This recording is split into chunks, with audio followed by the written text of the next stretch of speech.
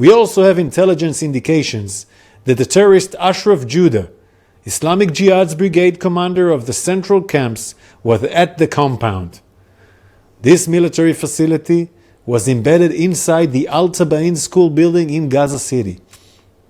After we received clear intelligence of the threat posed by these terrorists, and in accordance with international humanitarian law, we took numerous steps to mitigate the risk to civilians, including using aerial surveillance prior to the strike, and selecting very precise munitions to avoid civilian casualties. Early this morning, the IDF conducted a precision strike against the terrorists in one specific building of the compound, an area that, according to our intelligence, no women and children were present. You can see in a video published by us today that the compound is still intact and that there is no significant cratering or damage to the main structure of the compound. This pattern of systematic abuse of schools for military activities by Hamas and Islamic Jihad endangers both Gazans and Israeli civilians. It must be condemned by the international community. Following the strike, the Hamas-run Government Information Office in Gaza published an unverified casualty count, which was then shared around the world.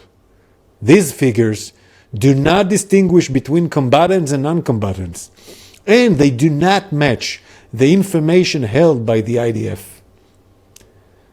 Yahya Sinwar, the mastermind behind October 7th, the day where Hamas brutally massacred innocent Israelis and started this war, and the man last week appointed as Hamas political leader, stated himself that a higher Palestinian death count helps Hamas in its war goals.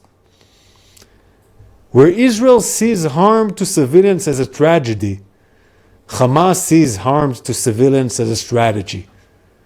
The IDF will continue to operate in accordance with international humanitarian law in order to dismantle Hamas military capabilities and in order to bring back home all our 115 hostages, men, women, children, and the elderly, who are being held in captive for over 300 days in horrific conditions.